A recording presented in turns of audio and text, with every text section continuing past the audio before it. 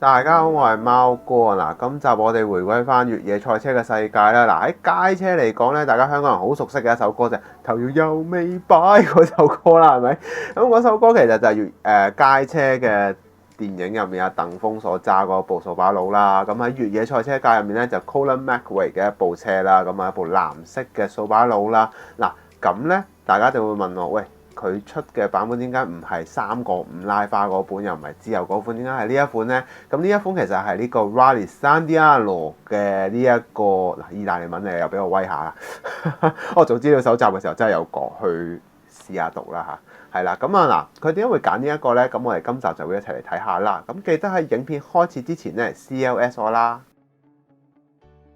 Rally 嘅 Sandiano 咧喺意大利度舉行啦，咁其實呢一條賽道咧係圍繞住唔同嘅山路啦，以及一啲路段啦。咁喺1997年嘅時候咧，傳奇車手 Colin McRae 咧就揸住佢呢架掃把佬咧，勇往直前啦，帶住車隊取得勝利啦。咁啊，其後咧喺當年咧，亦都係改咗規例啦，各大車廠咧都開始去修正啦。咁掃把佬咧亦都由呢個555咧轉成咗呢個 WRC 嘅，更加由4隻門轉成咗2隻門啦。咁啊，車身亦都闊咗唔少啦。咁啊，車距軸距亦都有啲唔同嘅。咁其後咧亦都發展到現今嘅一部 22B 嘅一部基本嘅本體嘅概念設計啦。咁啊，當年咧掃把佬嘅主要車手由 Colin McRae 啦，當年係即係同呢個 Tommy McLaren 咧係做一個鬥到你死我活嘅情節，經典情節咧，大家亦都津津樂道啦。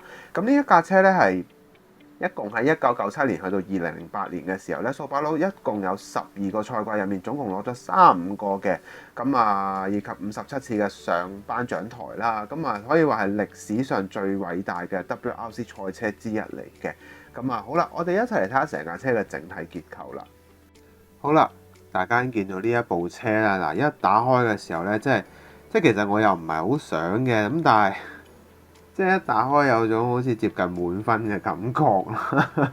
嗱，如果大家又話我打手嘅話，咁冇辦法啦嚇。咁但係真係事實歸事實啦。咁佢呈現到嘅嘢就係佢哋牌子嘅一個價值，以及一個睇到佢哋嘅車身嘅各樣嘅細節啦。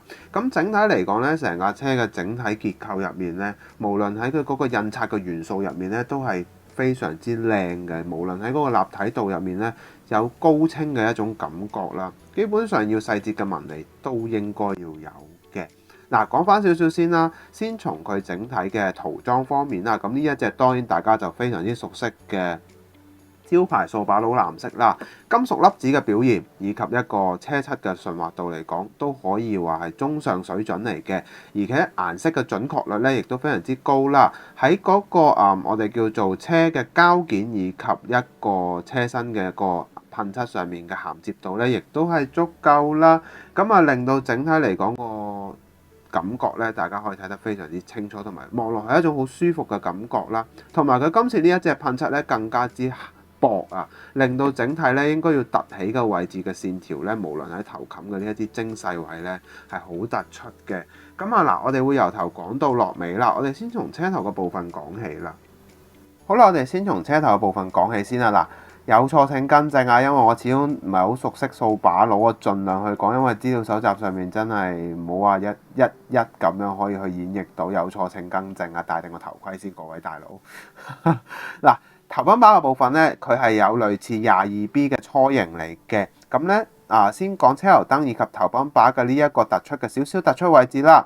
起角嘅位置咧應該要有嘅，但係同埋有少少圓潤感啦。咁呢一度咧亦都係睇得非常之清楚嘅呢一條線條啦。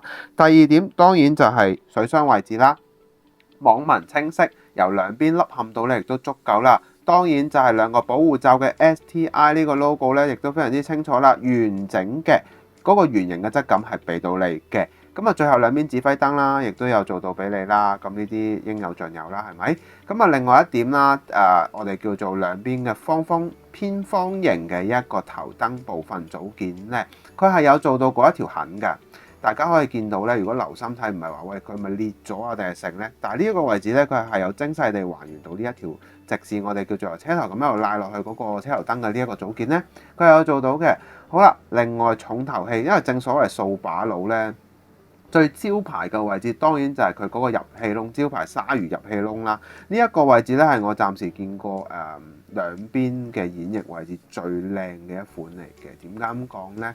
大家唔知有冇留意到咧，兩邊嘅頭冚鎖啊？呢一個位置咧，我唔睇，我以為係真係蝕刻件嚟嘅，即係金屬件啊。佢係即係呢個位係令我有一啲驚喜位嘅，去營造呢個質感咧係做得非常之靚嘅。咁啊〜Sandialo 嘅字啦，咁3號車啦，呢個招牌嚟嘅，當年賽車上面啦，咁所以咧大家就唔好再講啦，即係佢去到唔同嘅地方咧，呢一個牌咧係會換嘅，咁唔好問我點解去到另外又唔係咁嘅樣啊，咁樣唔係咯嚇。咁啊，另外兩樣嘢啦，值得留意嘅部分係咩？就係今次我真係覺得，我開頭諗緊，喂佢點解會咁做嘅咧？哇，估唔到佢真係有做到真凹陷嘅感覺喎，咁呢一樣嘢咧係好誇張，我係未見過嘅。我開頭都諗緊，算啦，應該都係就咁樣嘅啫。咁但係佢挑通咗咯，即係挑空咗呢個效果係非常之特別嘅，我真係未見過，好靚。咁啊嗱，入氣位置啦，呢度亦都有做到兩段式，前面有少少凸起嘅少少嘅針位啦，大家從反光位置會見得到嘅，呢啲位置精細又還原啦。水撥位亦都有做嘅。大家會見唔見到啊？兩條防滾架係有做上色㗎。咁我今次嗱呢個唔係我做㗎，真係估唔到佢喺內籠部分亦都有細心還原到啦。成個車頭部分完成度非常之高嘅。咁好啦，我哋又睇下側邊嘅部分啦，車側部分咯。好啦，嚟到車側嘅部分啦。嗱，咁其實咧第一個時間咧，即係大家一定會問我啦。喂，其實上網都有揾到唔同嘅呢一款車咧，但係點解喂3號、4號、5號有咩唔同啊？咁其實咧當然啦，除咗車手之外有唔同之外咧，喺嗰個拉花上面咧，嗰個 sponsor 咧都會有少許嘅唔同嘅。咁啊嗱，3號車嘅資料咧真係唔多嘅。咁啊，相比起之下4號車反而會多好多啦。咁但係我就盡量講啦。其實3號同4號個外觀唔係話爭好遠嘅啫。大家見到真車圖片咧，如果係4號嘅，點解又好話唔同嘅？咁但係因為真係太遠啦，時間上面盡量揾啦嚇。好啦，嗱，先從第一個部分講起啦。咁其實咧呢一架掃把佬入面咧最特別嘅地方，先從頭沙板嘅部分啦。嗱，頭沙板嘅呢一個我哋叫做圓潤度嘅呢一個我哋叫做少少嘅弧邊位置啦。今次拿捏得非常之準確嘅，唔會話一條直不甩嘅線，其實佢係帶少少弧度嘅，因為佢做咗少少拋沙板噶嘛本身。咁呢一度咧亦都睇得非常之清楚啦。咁啊，第二點咧就係呢一個後沙板嘅位置，亦即係好似日後嘅22B 嘅組件啦。呢一個凸起嘅斜度咧，我哋叫做喺嗰個質感上面咧豐富嘅。因為咧佢喺我哋叫做由側邊，因為其實佢呢一個線條咧，佢唔係一條直不甩嘅一條雜骨線，但係咧我哋要從車側睇咧，係要有一定嘅立體度嘅。咁但係由車側嘅地方睇咧，即係由高地嘅地方睇咧，佢係要帶有少少圓潤嘅。大家見到反光位嘅質感咧，就可以見得非常之清楚，佢係帶有少少圓潤而斜落去嘅。咁呢一啲線條嚟講咧，嗱，去到尾泵把嘅位置咧，又要突翻少少出嚟喎。咁呢啲所謂嘅又凹又突嘅效果咧，Mini GT 喺呢一個位置，我相信應該係下咗苦功嘅喺呢一個位置，點樣去拿捏佢個精髓嘅位置啦。嗱，再側多少少啦，喺車我哋叫後沙板嘅部分，其實成架車入面最重要當然就係後沙板嘅部分啦。呢一啲位置咧，點樣可以去收翻個邊落入去個車門位咧？呢一啲位置咧，亦都係佢哋需要去注重嘅位啦。咁但係今次亦都表現得非常之唔錯嘅。嗱，車頂嘅部分兩個少少嘅我哋叫小窗係咪應該咁講咧？入氣窗啦。咁喺呢一度，因為基於佢今次喺塗裝上面咧，亦都非常之足夠啦。咁變咗咧喺反光位置睇得非常之清楚嘅。咁啊，最後一樣嘢啦。咁其實咧大家就話，佢冇天線㗎。咁但係咧，我相信啦，應該之後會有啲改裝品牌會出，因為其實咧已經見到佢3號上面呢個突咗出嚟呢個位，其實係一個天線位嚟嘅。我相信之後如果用一啲膠水或者有廠商出或者自己攞一啲好幼嘅電線咧，應該係可以做到呢一個質感出嚟嘅。我其實已經上網睇到咧，喺淘寶嗰邊咧，應該都見到呢一類好幼細嘅天線嘅。咁大家有興趣可以去揾下啦。另外咧，另一個角度大家睇到啦，咁其實咧呢一個側鏡嘅部分亦都值得講嘅，因為其實咧側鏡咧喺我哋叫做睇翻佢成個感覺咧，佢係向上翹嘅。咁呢一啲位置咧，佢係有好精密咁樣去還原到啦，耳插大細亦都適中嘅，令到整體嘅質感咧亦都提升咗唔少㗎。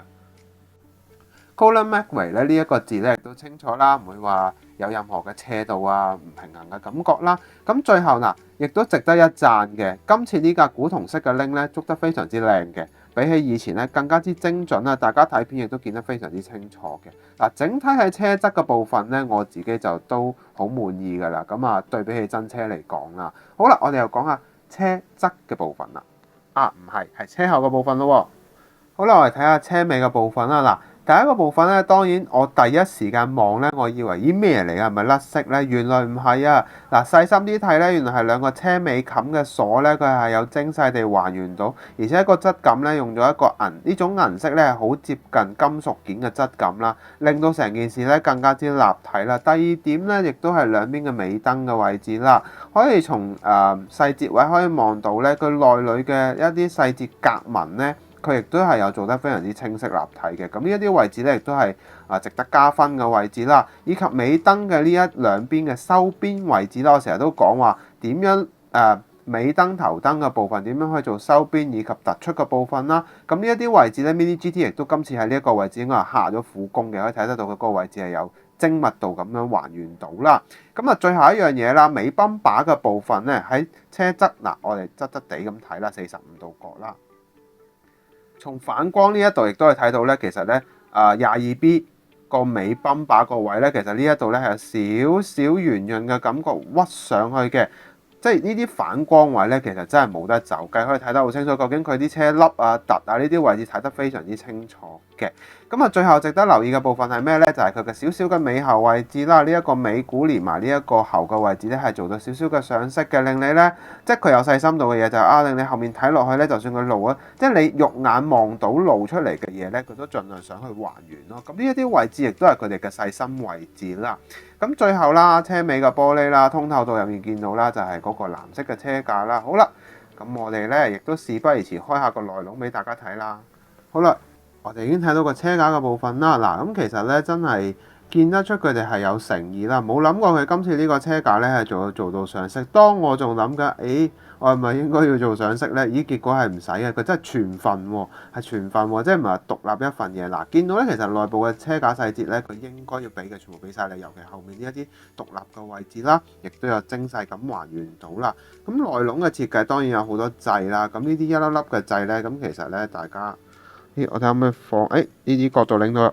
其實大家會見到咧係有唔同嘅掣啦。咁呢啲位置其實五顏六色嘅，咁但係冇辦法，呢個車架我費事整爛啊，所以就冇做到放棄咗啦。咁但係純粹地就係再將啲波棍做咗少少點綴咁就算數㗎啦。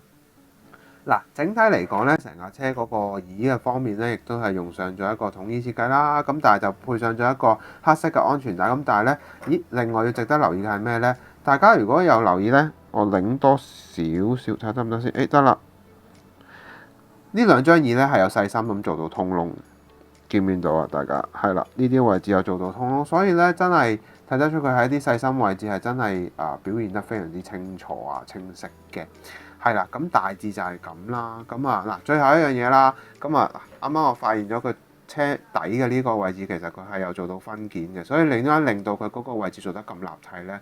咁呢一啲位置，佢點樣可以揸乾每一滴嘅成本，大家就可以見到佢真係有去用心去花喺一啲我哋用家身上面咯。咁呢一啲位置亦都係值得去即係大家去好好地支持佢咯。咁我都自己咁睇，真係唔同嘅。好啦，咁我哋又講下今集嘅可購買指數啦。好啦，嚟到今集嘅可購買指數啦，我會俾佢9.8分嘅。咁整體喺所有嘅質素上面啦，無論顏色啦，以及一啲圖案嘅表達演繹咧，亦都相當之唔錯啦。令人驚豔嘅一啲位置，包括頭窿嘅位置啦，以及一啲頭燈嘅一啲細節位啦。最後當然就係喺車身上面嘅紋理嘅處理，骨架嘅線條方面咧，亦都相當之唔錯嘅。我自己咁睇啦，最令我驚豔嘅當然就係車頭冚個鎖以及尾箱嗰兩個鎖咧，令到我會估唔到佢會有咁樣嘅演繹方法。另外車架上面亦都有做到上色啦，咁呢一樣亦都係大家見到 Mini GT 係一路咁樣去細化一啲唔同嘅位置啦。咁我相信買咗嘅朋友應該都全部買晒㗎啦，咁但係都相當之唔錯。咁期待佢之後會出其他號碼嘅車啦。咁我哋去做總結啦。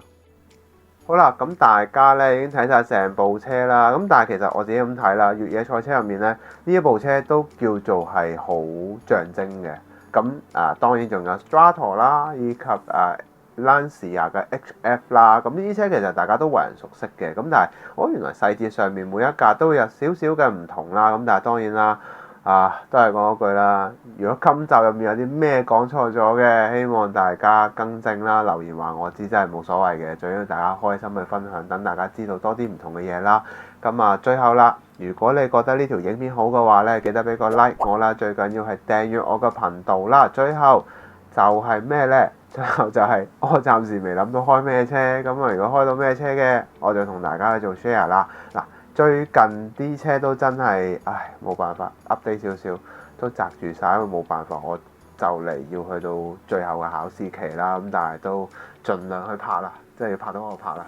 因為之前我都講過太辛苦啦，咁但係都冇辦法啦。咁最緊要大家開心，係啦，你哋俾 like 我啦，最緊要係啦。咁我哋下集見啦，拜拜。